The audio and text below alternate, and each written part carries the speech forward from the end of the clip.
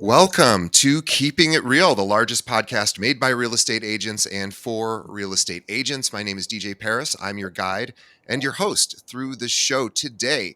On the show is our monthly series, our longest running series on Keeping It Real outside of our regular interviews that I do. This is the Monday Market Minute with Carrie McCormick from the Carrie McCormick Real Estate Group with At Properties. She's been diligently and faithfully here for, I think, 5 or 6 years every single month. And we're so grateful because she is a really very, very big producer. She's actually, I think, the biggest producer in all of Chicago, and incredible history with her business. But she is, aside from that, she's over 20 years of experience. She's a true superstar. She's does everything from first-time home buyers, veteran investors, luxury properties, and developers. She is often chosen to work with developers. I live in one of the buildings where she was the agent for that developer, so I can tell you firsthand. And she is having the very best year in her entire career this year, and unbelievable. She's over 300 million, which is just insane. So congratulations to Carrie. Welcome back to the show. Oh, before she comes on, please follow her on Instagram. This is also something that she has a lot of attention. And in fact, my brother-in-law sent me a reel, and he lives in Florida, and he has no idea who Carrie is. And he goes, I saw this really great property in Chicago. I don't know why he was looking. I didn't ask him to. Just randomly send it to me. I'm like, oh, that's my friend Carrie. And he's like, you're kidding. And then I sent it to Carrie. So she has this massive reach on Instagram. It's Carrie McCormick Real Estate. We'll have a link to that in the show notes. But like, it's amazing. My brother-in-law is watching it, which is crazy. Welcome. Awesome. Yeah. Welcome back.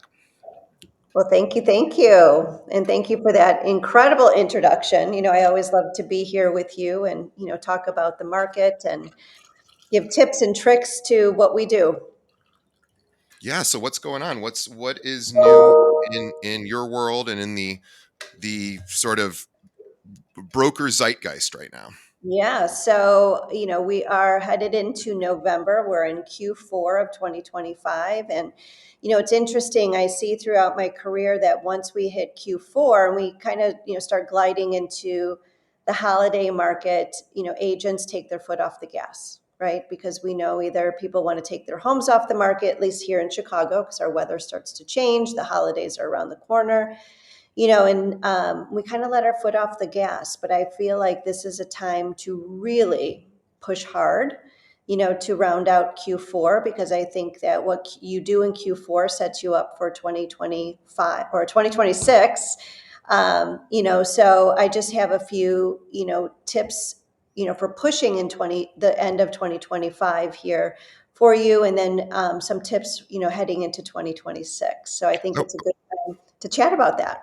I think it's a great time. And I wanted to ask you before we do that, we have rates now are pretty low, or they're year low at least. I think Right. the average 30 year is around 6%, which is amazing. Yeah. And I know that's just kind of recently happened. Have you seen any sort of change in the number of buyers that are coming? I know it's the end of the season, and so it's kind of a goofy time for that to happen, but have you seen any change in buyer activity? Yeah, it's here in Chicago, at least locally, it's still pretty strong. We've had limited inventory, so there's still buyers that sat on the sidelines looking for the right home. And of course, with interest rates ticking down, there's definitely a need and an aggressive push here for the right home. So absolutely, definitely affects the buyers right now. They're looking for the right thing. And then, of course, we still have the cash buyers in the market, which they're looking for year-end deals. I think too, this is a great time to reach out to anybody that bought a home during the pandemic and or even pre-pandemic, because their values have probably gone up Yeah. and rates are now not so awful where you were like, I don't want to give up my 3%, which I am in the process of doing. And I'm, I don't want to give that up either, but 6% is not that bad, or at least I'm comfortable with that. And you get a little bit of a discount maybe even right now. So this is a great opportunity to call sellers and just say, hey, let's reappraise your place. What's it worth? How much have you made? And do you want to move? Right. I think now is the time to have that conversation before the spring market, maybe. And then, if these rates stay where they are, we're going to have a very, very busy spring market. So, Agree. So here's some pushes that I would recommend for the end of this year. The first and foremost is I'm going to take my own advice on this one is re-engage with your database. right? We've got a plethora of clients, like you just mentioned, whether it was during the pandemic or even this year, last year. It's a great time to re-engage with your database, and especially during the holidays, right? Because again, a lot of agents take their foot off the gas. They try to coast towards the end of the year. This is the time that you push on the gas and you do a lot of marketing, especially to your current database. Really, you do personal check-ins. Handwritten cards, of course, is always a nice touch. Year-end market updates talk about how the market performed in 2025, what the expectations are in 2026. Again, this is a great time just for informational purposes to reach out to your clients. Also, I did this past weekend, is an audit of your current listings and your pipeline. Take a look at what your listings are right now. If they're not moving, if they haven't moved in 30 or 60 days, depending on where your market is, identify what needs to be repositioned, right? So something needs to change if it's not selling. Is it pricing? Is it marketing? Does the property need to be staged? Take a look at the feedback that you've received from all of your showings and go back to the seller and do a quick recap with them and say, okay, we haven't sold. This is my suggestions. Don't always lead with price, because a seller always thinks, what are you doing for me versus you want me to reduce my price. So, I always do it as a team effort. Why don't we do a price reduction to X? And when we do that, I am going to double down on marketing, and this is what I am going to do. So you approach it as a team effort, not just asking for a price reduction, but this is what I'm going to do as well. So again, reposition, reevaluate your current listings. I think that is important. And then, since again, we're headed towards the holidays, it's time to amplify your holiday marketing, right? So, again, emotion during the holidays is high, good or bad, it's high. So, this is the time you want to step in and talk about, the holidays and what you're thankful for, etc. Holiday content always performs exceptionally well. It's very visual, whether you're in a winter market like I am, and just talking about fireplaces and cozy corners and, different things like that really can drive the emotion behind what's important in a home. Yeah, I love all that. I wanted to ask you, this is just a totally apropos of nothing question, but I'm curious how you handle this. I've noticed that in the last several years, we have wallpaper has come back, right? Wallpaper is very prominent. And I have this feeling that people have very specific feeling about wallpaper, and really bold wallpaper is in right now, really cool and very prominently sort of bright colors or interesting colors and patterns, and it's cool. I like it. I Mhm. also know that like if I see a place that I'm trying to buy and I see wallpaper, I'm like, oh, now I have to deal with that. Now again, it's a solvable problem, but what do you typically recommend to a seller who's got like a really unique wallpaper, which they think is cool and maybe it is cool, but does that get in the way of a showing or just even being seen online? Yeah, it really does depend on the wallpaper, because there's some gorgeous, bold, wallpapers and etc. But again, it really depends on the wallpaper. But I typically, especially if it's in a powder room, will leave it, because it's such a small It kind of space. works. Yeah. Yeah. It kind of works, and it doesn't, it's not the main part of the home. If the wallpaper covers, I always think, like, where do you spend 90% of your time? Your kitchen, your living room, your family room, those main areas, or your master bedroom, primary bedroom, sorry. Like those main spaces, really the client needs, the new buyer needs to visualize them Yeah. living there, and wallpaper can really distract from that. And as painful as it is to tell someone to remove their wallpaper, I always say, it's going to sell quicker, it's going to sell for more money. You got to neutralize it, and I leave it up to the client. Another tool is to virtually stage the room, Yeah. meaning if you take the picture with, the hot pink wallpaper with, birds all over it, you can virtually Yeah. remove the wallpaper so you can show someone a visual of what that looks like.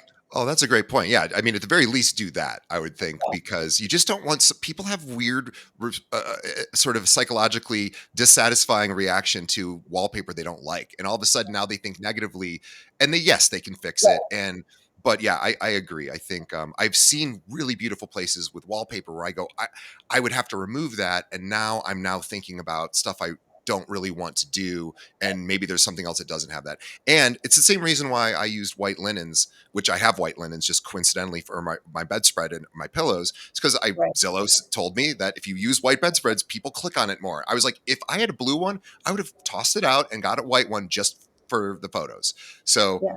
I will always say just do whatever gets more make it easy for people to say yes to come see Yeah. your place. But now with chat gpt and you can probably just make it white anyway, like you were saying, probably just Right. turn change the color of it anyway without actually changing the color. Yeah, it is. Well, I think those are great suggestions. And Carrie, this is so you're optimistic for next year as well? You feel like it's going to be a good year? I really am. Our market, again, I know a market is very local, but the market here in Chicago for this year has been very strong. Limited inventory, buyer sentiment is positive. So I really feel like 2026 is going to be a great year here. But there are, things that we as brokers need to do to plan ahead for next year. And I'm just going to give you a few tips on that. Great.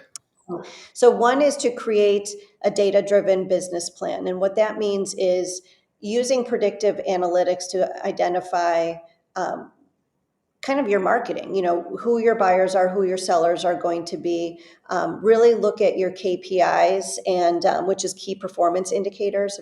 I don't know if people know what that is. Listing volume, your GCI, your referral rates, your marketing ROI. So really kind of drill down on your marketing, or I'm sorry, on your business plan, and have key indicators so you can measure it along in 2026. I still have a hard time saying that.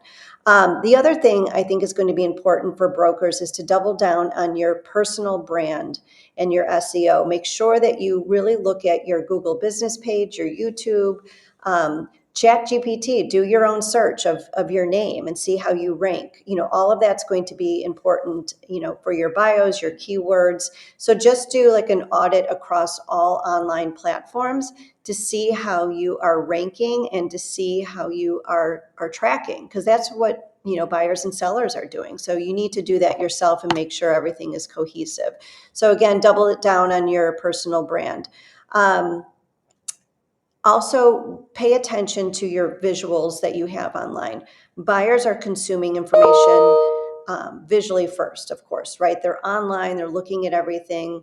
So, from photography to videography to whatever type of marketing that you're doing, make sure that you take it up a notch, right? So, again, whatever you're working on, take a look at it, audit it, make sure that everything is perfect, because again, buyers are not talking to you first. They're online and they're making a decision online whether or not they're going to work with you or whether they're going to come see that property. They are making a decision in their mind already.